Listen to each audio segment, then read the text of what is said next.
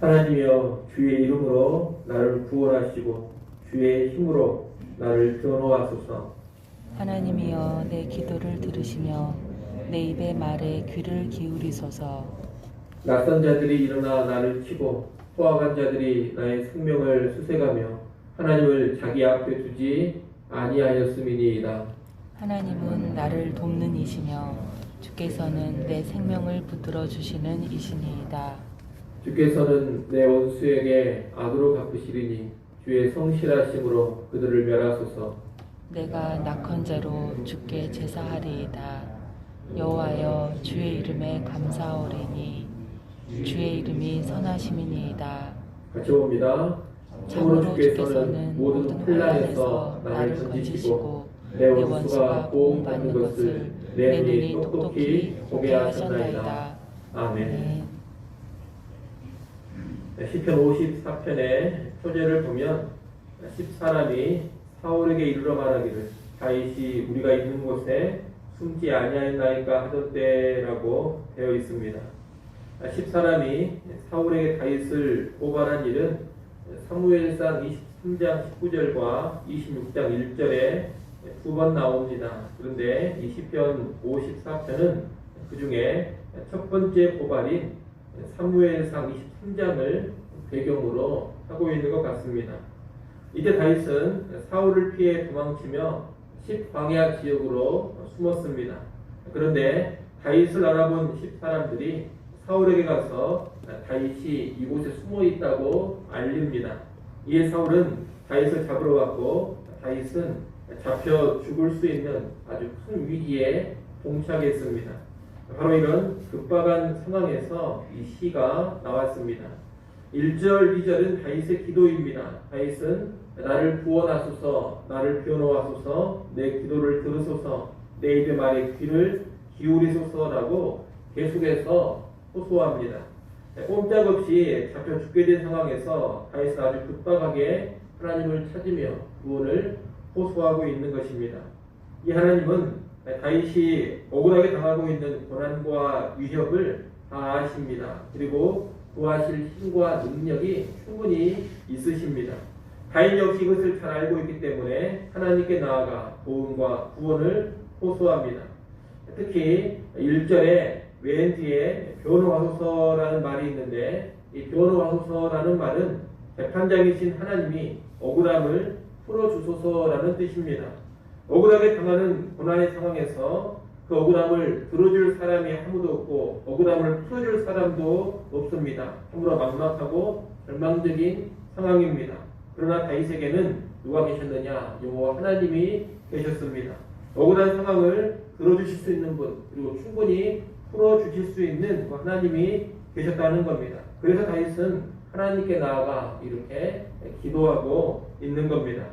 3절은 다윗이 이렇게 기도할 수밖에 없는 급박한 상황을 보여줍니다. 거기 보면 낯선 자들이 일어나 나를 치고 포악한 자들이 나의 생명을 수색한다고 합니다. 구약에서 낯선 자란 이방인을 가리키거나 또는 불법을 행하는 자를 가리킵니다. 여기서는 불법을 행하는 자입니다. 여호와의 법을 무시하고 부당하게 의인을 죽이려는 자들, 그 불법을 행하는 자들이 다윗을 공격해오고 있습니다. 자비라고는 전혀 없는 포악한 자들이 다윗의 생명을 취하려고 수색해오고 있습니다. 다윗을 공격하고 잡으려고 하는 이 사람들은 하나님을 자기 앞에 두지 않는 사람들입니다. 하나님을 자기 앞에 두지 않는다는 것은 하나님을 안중에 두지 않는 자들이라는 뜻입니다.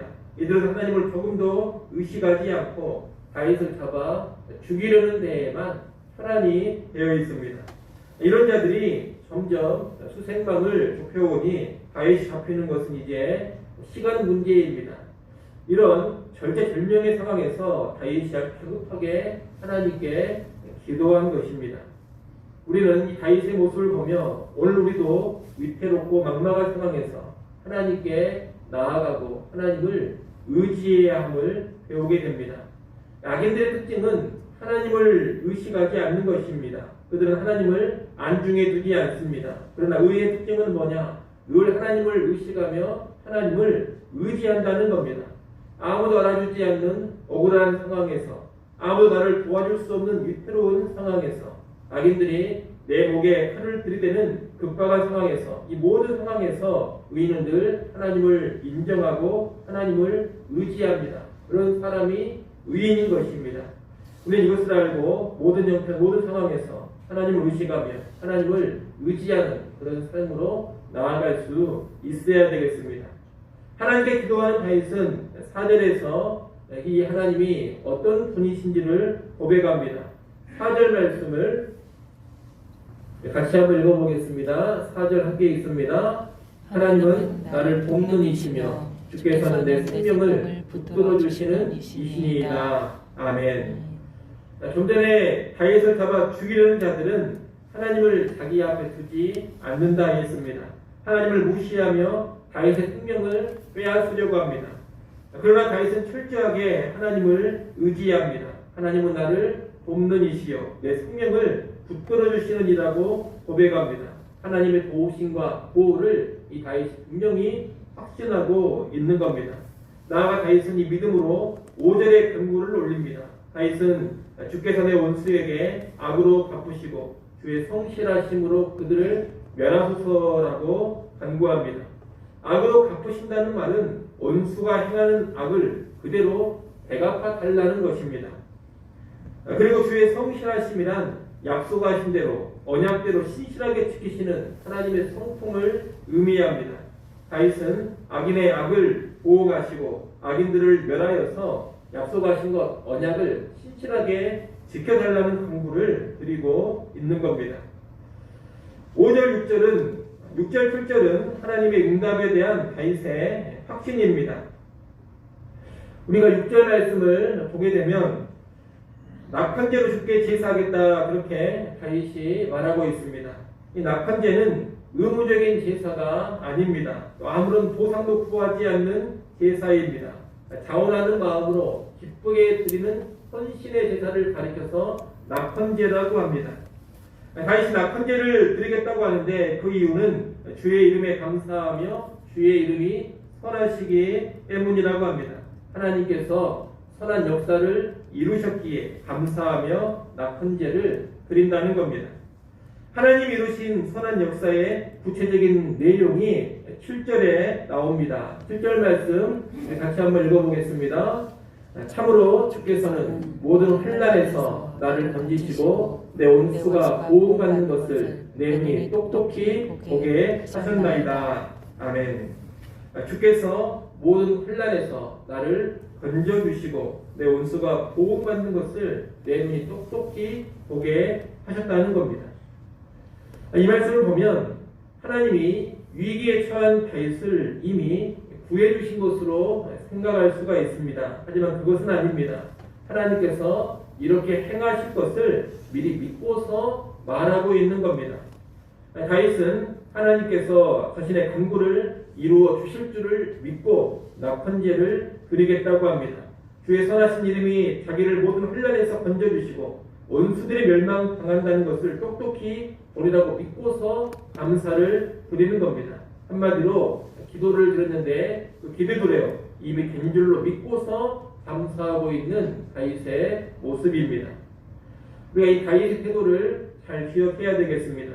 비록 눈앞의 현실은 여전히 위태로운 상황이지만 하나님의 약속대로 이루실 줄로 믿고 감사하는 것, 이것이 신자가 보여줘야 될 삶의 모습입니다.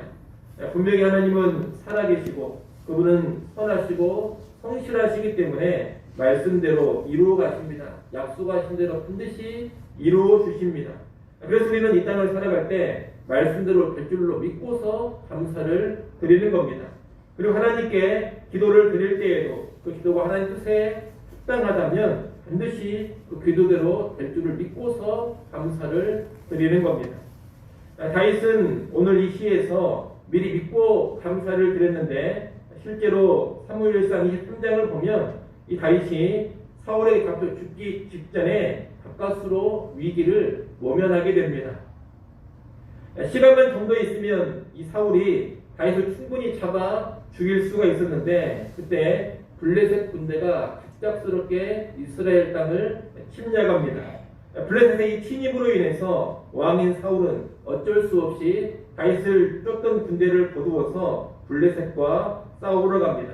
이로 인해서 다윗이 잡혀 죽지 않고 살아나게 된 것입니다.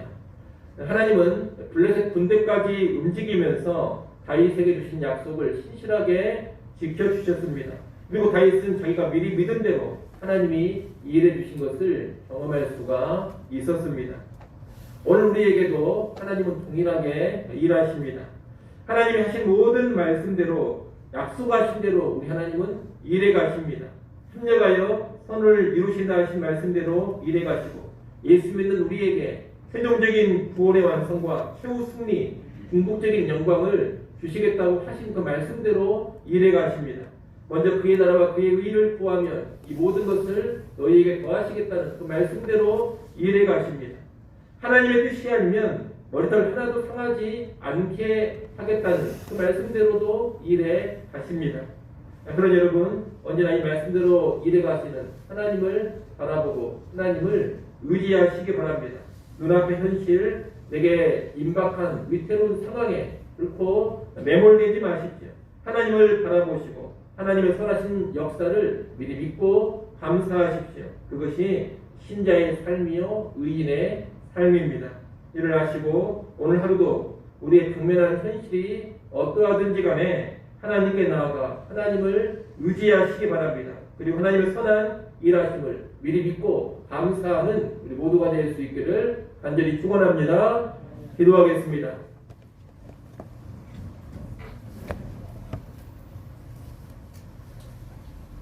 하나님 아버지, 힘이 이태로운 상황에서도 하나님을 찾고 하나님을 구한 다윗의 모습을 보았습니다. 또한 하나님께 기도한 대로 하나님이 일해 주실 줄로 미리 믿고 감사하고 있는 다윗의 모습을 보았습니다. 오늘 우리도 모든 형편 모든 상황 속에서 특별히 위태로운 때 하나님을 간절히 찾고 하나님을 의지하는 주의 백성들 되게 하여 주시옵소서. 또한 하나님께 기도 올렸다면 하나님을 의지했다면 하나님이 약속대로 일하실 줄로 미리 믿고 감사할 수 있는 믿음의 백성들 되게 하여 주시옵소서. 이 새벽 시간에도 하나님께 나와 기도합니다. 이 시간 올려드리는 기도의 제목대로 살아계신 하나님, 신실하신 하나님이 응답하실 줄로 믿게 하여 주시옵소서. 미리 믿고 간구하는 믿음의 기도가 오늘 우리에게 있게 하여 주시옵소서. 이 시간도 가정과 자녀들을 위하여서 교회를 위하여서 나라와 민족을 위하여서 기도합니다. 우리 기도의 폭을 더욱 넓혀가게 하시고 일해 가실 하나님을 경험케 하여 주시옵소서.